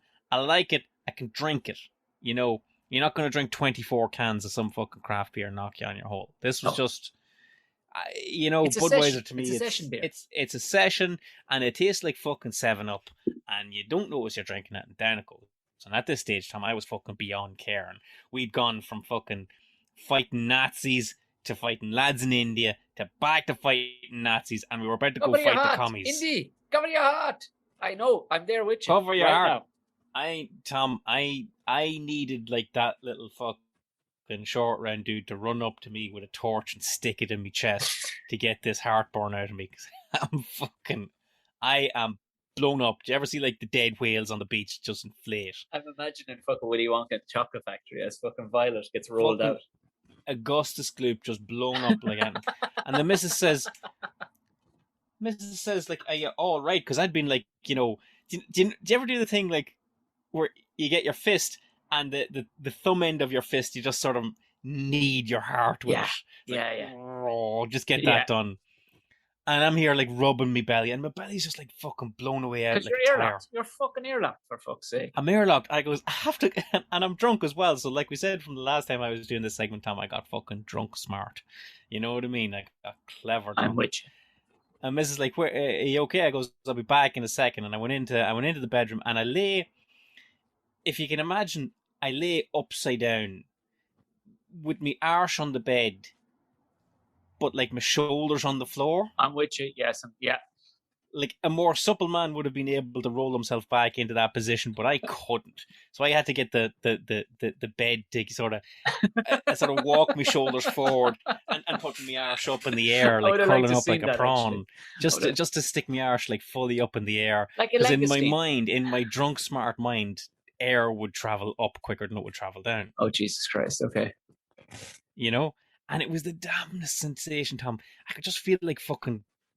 Do you ever get a ball of wind in your stomach and it just slowly moves through you? Yeah, yeah. You know, all the time. Yeah, I know it. Yeah, absolutely, I know it. And it took me a little while, but between burping and farting, I managed to bleed the radiator. Was there any residue? Because you know there wasn't. No, I was all right. Sometimes put a cloud out underneath a rad too, Jerry. You know what I mean? Yeah. The missus calls from the sitting room. She goes, "Are you all right in there? Do you want me to come in?" I goes, "Don't come in." Do we own a wet I don't know how legally binding this marriage is. It doesn't have to have like a full year to go. It isn't a marriage like it has to be a full year. Horror, just screaming the word annulment. My mother was right about him. I'm like, a fucking marriage is like spinning the wheel on winning streak. It has to go around 3 times for it to be legal. And you're fucking divorcing me on sight if you see what I'm at here, turning myself upside down like a fucking an oil derrick here, just trying to get farts out of me so I can go in and polish off the 11 cans that's left. That's there. Your thought in process. My mind. Another person in would my go, mind, I'm Tom. heading to bed. Another person would go, I'm heading to bed. And it wasn't a case of, well, we had a good day and we drank some beer. At this stage in my mind, I have realised, no, wait, we're in the midst of something special here. I'm drinking the rest of these fucking cans. And the missus had said, are you going to finish that slab? I'm 100% with you here on this journey. 110% with you. This is fantastic. I'm rooting for you, McBride. Like, here's what it is, Tom. Everybody talks about the Undertaker's undefeated streak at WrestleMania. That he got up to 21 and 1, was it? But that wasn't planned. In actual fact, Tom, they got to about his 13th or 14th appearance, and someone just happened to say, hey, you know he's never been beaten. At WrestleMania. And like, oh, fuck. He's never been beaten at WrestleMania. Hang on a second. Did he not? No, you're right. He's never been beaten at WrestleMania. How about that? 14 years straight. I suppose that's really something. Do you want to make a thing out of it? Do you want to make it like, oh, he's had a streak and we see, will he be beaten? And they did, and they made a big streak and they made a big whole thing about it. That was where it was. I looked down and noticed I had 11 or 12 cans in me, and I was like, fuck. That's half the slab and the day's not over yet. We could fucking do this. We could do this. I get the eye of the tiger, and I'm feeling pumped right now. This is where you got to not fuck around. I was like, okay, it's 6 o'clock in the day. I'm 12 cans in, and it's taken me from 10 o'clock to 6 o'clock to get here. Okay, so I'm gonna need to pick up the pace. Because there's one thing I do, Tom, when I'm drinking me like this, is I fall asleep, and I'm like, I'm not falling asleep and missing this. Okay, it's like waiting up for the Grand Prix and like falling asleep at 2 o'clock and you miss the whole thing. Yeah. So I'm like, okay, get fucking rattle there, Tim McBride, and I'm not pouring cans into myself anymore. We've ascertained that the problem is that there's too much air and I'm pouring it into me. So what I did was, we had like a 2-liter jug. We had like a 2-liter pitcher of the thing, and I said, I'm going to pour the cans into that, and I'm going to pour it from that into a pint glass, and then I'm going to drink that. Take a pitcher, Tom. It'll last longer. Perfect. I'm with you. Yeah. All right. And the pitcher held 3 cans and a bit when you considered the air on the top. So what I was doing was like, I was pouring out 4 cans, but there'd still be that much left in the 4 can, and I'd drink that. So now I had these 3 here. So in my mind, I'm drinking straight from the pitcher. I did consider drinking straight from the pitcher, and I tried it, but I could tell that I was too sloppy to control 2 liters like a stein of beer in one go. That ain't it, okay? I was like, that ain't it, okay? See, I'm drunk smart, Tom. That's not bad. And in my mind now, I no longer have to drink 12 cans. I have to drink 3 of these. That's doable. That's much more attainable. Yes, I'm with you now. I'm with you. Mentally, you'll do that, right? So what time frame are you thinking of finishing up by? Where did you need to wrap this shit up by? By 12 o'clock? Well, no. We were going to wrap this up. Here's the other thing. We were all out of Indiana Jones movies. That was my next question. Were you going to get some hyped up fucking vodka Red Bull formed movies to keep you fucking in the zone? I probably should have. Oh. What we instead opted for was the back 3 of the Harry Potter series. Oh, fuck.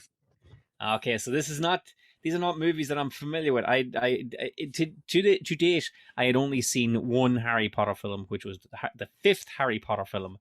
When that came out, the lady I was going out with back up home in Carrickmacross, we had an awful row that day, and I drove off in thick temper and found myself in Dublin, as you do.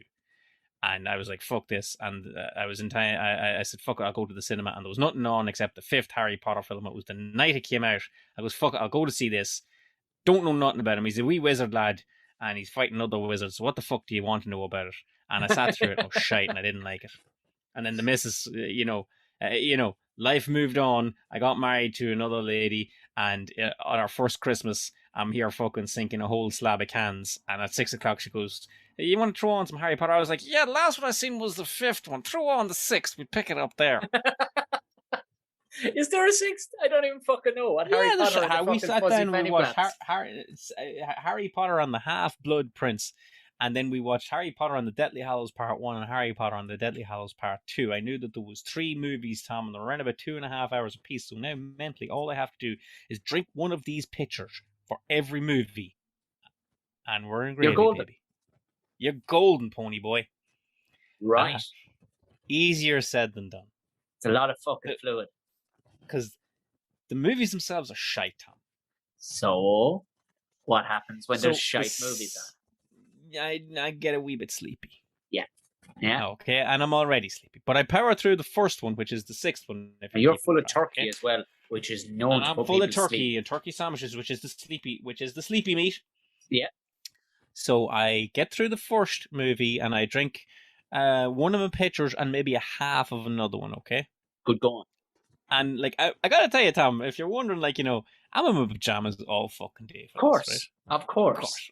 Yeah. I'm just like, I haven't left pajama bottoms. There's crumbs all down the front here. You are loving life. I am a mess, Tom. Okay, yeah. There's crumbs and there's like I've had to change my top a couple of times because I got fucking sloppy with my pints. Yeah. That's where we are. Okay.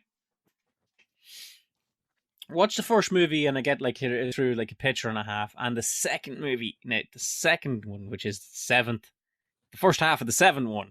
These films are fucking impenetrable, Tom, right? But it's part 1 of the 7th movie, and it's 2 hours long, and it's fucking... If there's any Harry Potter fans out there, I'm glad that you like it, but I did not enjoy watching this. Probably because I was rounding fucking 20 cans at this stage, and it's like... You started on the 5th one. Do you know?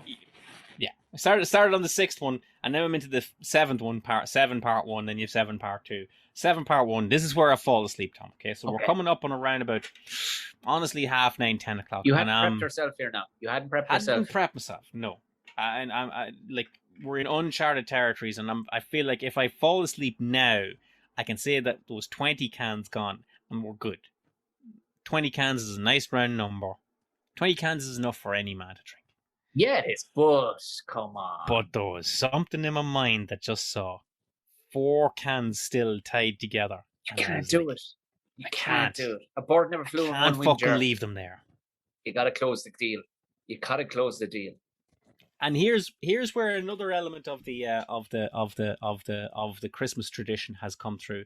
The first cans that I was drinking, Tom, they were in the fridge. We had a small fridge. It was a 1-bedroom apartment, so I could fit like 6 cans in the fridge. Okay. And as I emptied those 6 cans, I put another 6 in, and then I was getting through. But when I came back for the back 12, yeah, I was like, this is folly. The cold beer is hurting my tummy. And what I'm going to do instead is I'm just going to drink them room temperature. Shall I give you a little because it's easier to digest. Shall I give you a little factoid on Budweiser? Once I was in, one of the many times, I almost made it into the drunkest ever, I was in Austria. Back when I had money, we used to ski.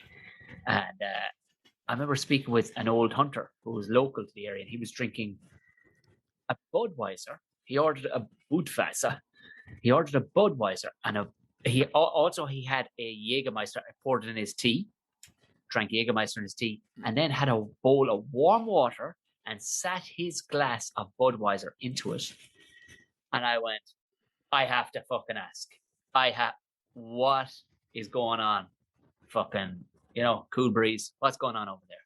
And I went, what is the problem? And he explained to me that you are all silly men.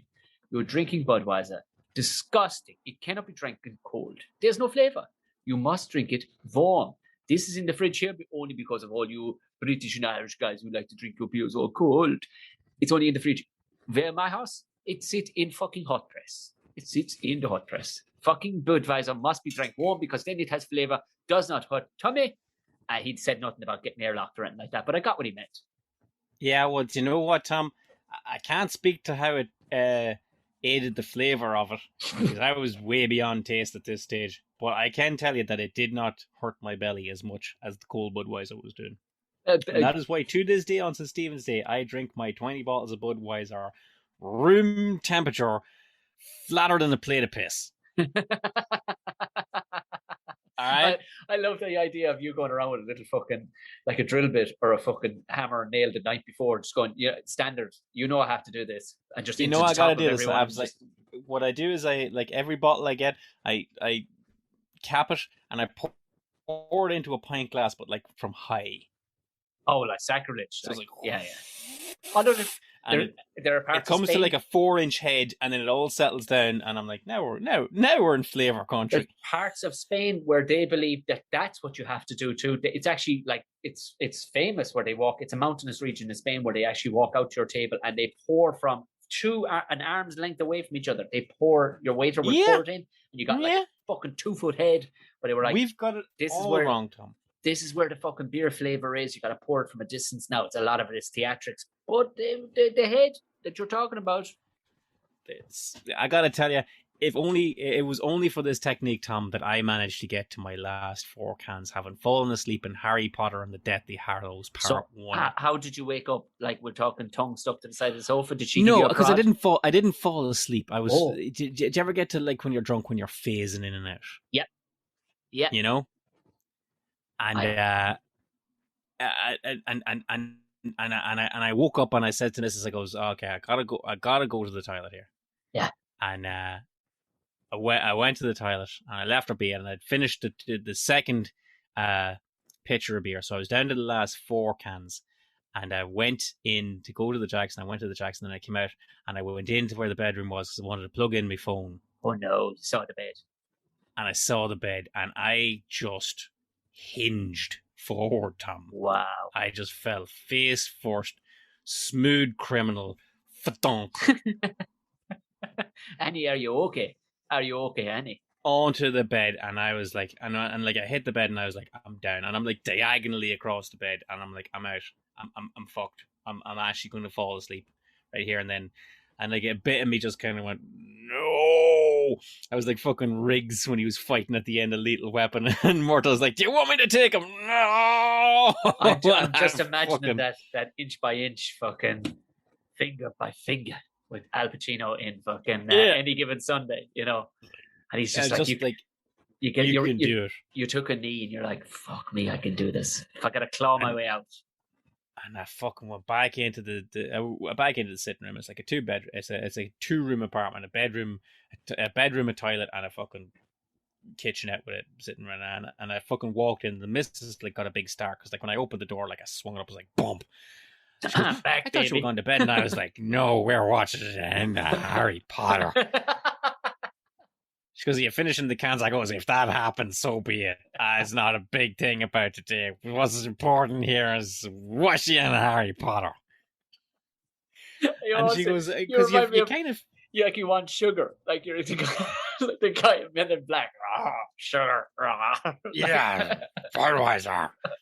And she goes, are you sure? Because you kind of, it looked like you fell asleep there. I goes, no. And she goes, do you know what's happening in this movie? And I had no fucking clue what was happening in this entire series, Tom.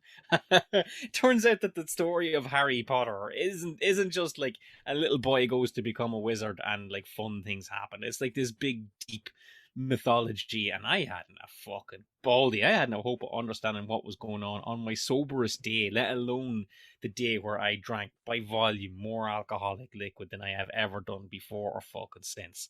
I've drinking more alcohol by volume in form of spirits. Yes, I absolutely have done that. But in terms of an actual quantity of alcohol, there is fucking 12 litres that has gone in one end of me and by and large come out the other end. Exactly. In this fucking day. There's a lot going on. So I don't have fucking time for fucking Space Wizards or whatever the shit this is, right? And it all just seems to have descended into fucking light shows and lightsabers and shit like this. And I'm like, I don't give a fuck. Pour me out this last picture and we'll enjoy. These were her words. Recanted back to me the next day. I said, I'm going to have my last picture and we'll enjoy the rest of St. Patrick's Day. You lost fucking 3 months. Holy shit. I lost 3 months. It's easy to say, Tom, that I lost 3 months. That's if I lost it going forward. I might have lost fucking 9 months going back the other way. I don't know what the fuck was going on. I don't know where I was. I didn't know what day it was. I didn't know what the hell was going on. I just knew one thing. I'm finishing that last fucking 3 cans. Come on, Fuzzy Pod Head or Hairy Head. Let's fucking do this. So, like, Harry Potter's there fucking doing magic judo Snitches. or whatever the fuck he does, right? Snitches get stitches, right? And there's one bit I do remember is when he's fighting the bad guy, they go into, like, this shadow world or some shit, and he sees, like, the bad guy's soul, and it's represented by this little goblin fucking thing. And I was looking at it going, like, fuck, that's me right now. Voldemort's soul just, like, fucking curled up this little fucking prawn baby. And I was like, a fucking Langoustine baby. This little fucking Langoustine baby. And like, how will I say this, Tom? The pleasure of drinking this is long gone. Yes. You know? But you know the way if you just have a pint where it's like, finish that and we go on. And like these days, what would you say? Oh, you're all right, fuck it, we'll just go on. Yeah. Yeah. Back in the day, you're like, fuck, a pint, I better finish that. Like, let's just drink it. And I'm here you'd be okay to leave it if you really had to, yeah. I'm cool hand Luke at this stage. Like, you know, when he was eating his 50th egg, he wasn't just like rolling it in salt and eating it. He was just basically putting it in his mouth and massaging his chest and rubbing his throat and getting it down. And that's where I am. I'm like taking like, you know, okay, so like we're drinking big gulps, but we're drinking less of them. You don't want to sip because if you sip, you're gonna fall asleep. We want to drink this thing in like 10 big gulps. And had you brought herself on board to help? Because I'm picturing if I was there. Do you know foie gras, how it's actually produced? Yeah, you feed a duck with like. Yeah, it's fucking horrendous. It's they put a funnel down their fucking neck and they pour corn and fucking other, you know, and they fatten them up that way. But it gets it in there. I'm just saying. Yeah, I would have been tempted to get a funnel of sorts and just fucking jam it in your pipe and just go, we're doing this, McBride. We're getting you over the line. Funny you should say it, Tom. We were eating corn-fed foie gras crisps at the time. From West Cork. Yeah, West Cork foie gras crisps. No, I hadn't involved the missus in much of any of this, to be honest, which I hadn't like asked for help, and I told her, don't come in while I'm like farting up in the air to make room for in my bloated corpse of a body here. Because, like, you know, what I didn't want was for her to turn around and go like, all right, you've had enough. Nobody wants to hear that. Nobody wants to say that, Tom. Yeah. You don't want to be the parent, like, and she didn't want to be the one to impinge on what was clearly a fucking something important that I was going through.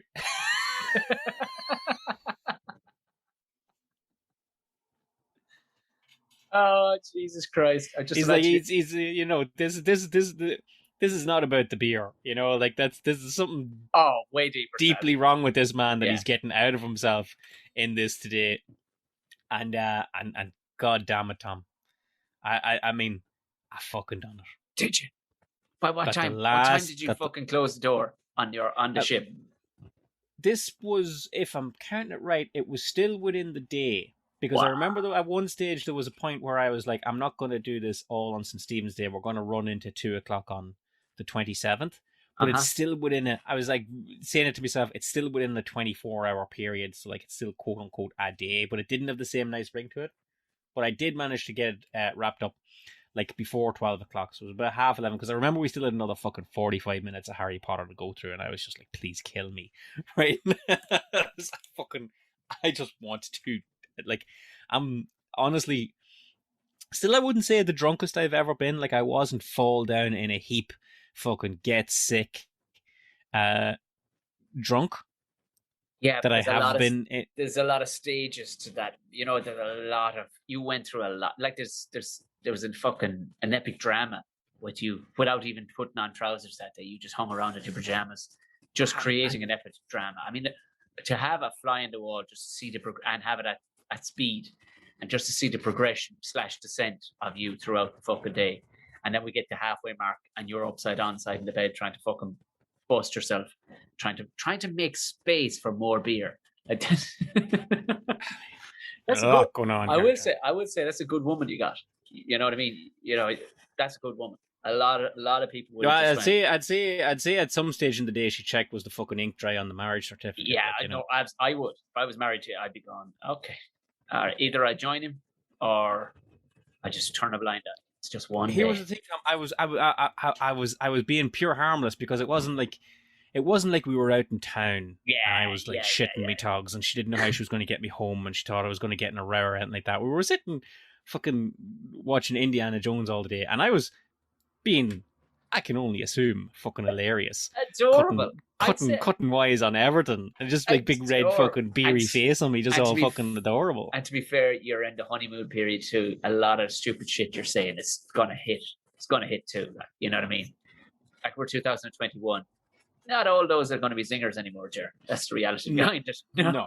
And to this day, Tom, I reckon that anybody could drink 24 cans of beer on any given day. I reckon with the 10 years that I have on me now, I would be in a much sorrier state, much, much faster. But you'd still get the job done because if you get up early enough, if you pace yourself, Tom, that's what I'm thinking. You're going to be all right. You're going to be all right. I would back the fuck up into the day, and I'd probably, I'd probably have to have a couple of sleep pills to alternate my time zones and whatnot. And then through amphetamine / possibly Red Bulls and specific meats throughout the day, and maybe vegetarian is, I think if I start at maybe 5 a.m., I could probably do it. I could probably do it, but they would bother me a lot. I could have to check the wind, the tides. I'd have to check tides and a lot of things. What you do, Tom, is you tackle it like you were fucking Clement Crow Patrick. Yeah, of course. Yeah. Up early in the morning. DPs on my fucking ties. Everything. Yeah. Whereas this, and like in the years gone since, where I've done these marathon drinking sessions on St. Stephen's Day, I've paced myself. I've worn the big pants, and I made all my, and I only drink 20 bottles and not fucking 24 cans. But on that first St. Stephen's Day, Tom, I had no prep. I just took a fucking wild notion halfway through the day that I was going to drink an entire slab of beer, and god damn it, I did. And you know what it was, Tom? It was one of the many occasions, as we've laid out throughout season 5 of the Tom and Jerry Show, where I was the drunkest I've ever been. Jerry, I think next Christmas I may get on board with you on this one. Can I drink something other than Budweiser? No, that's the question. Cause you can drink whatever you want, Tom. I would recommend drinking the bottles because they're only wee. The cans, I tell you, you'd be like me there halfway through it. I just fucking collapsed to the ground like I heard someone shout, "Andy's coming."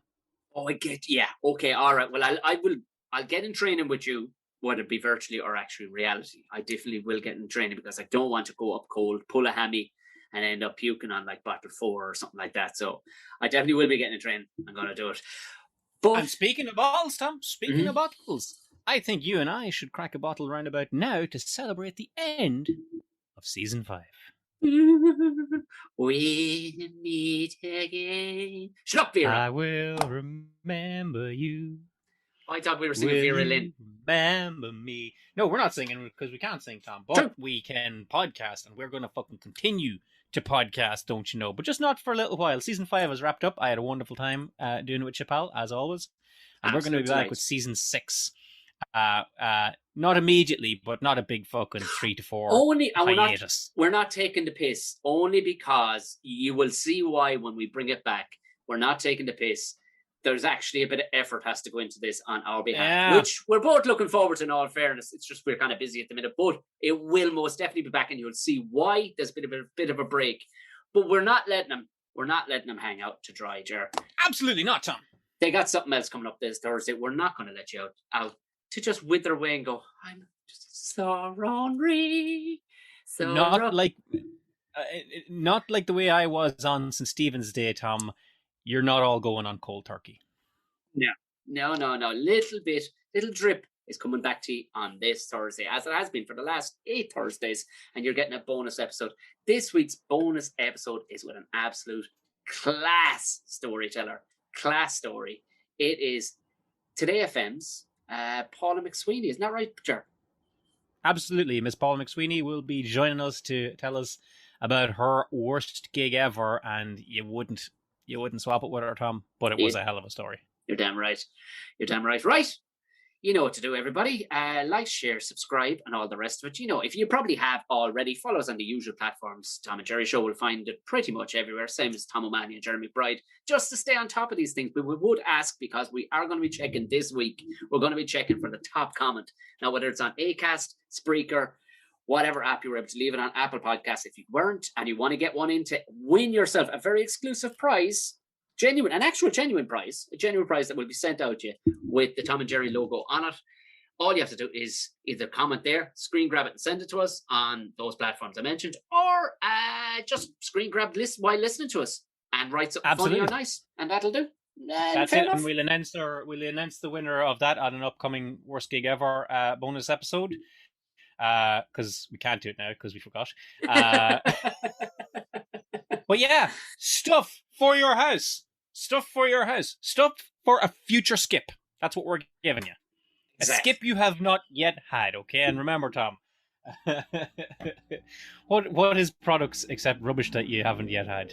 And as another motorbike tears up the Ongar Road, I think we'll wrap it up. Season 5. You know what, Tom?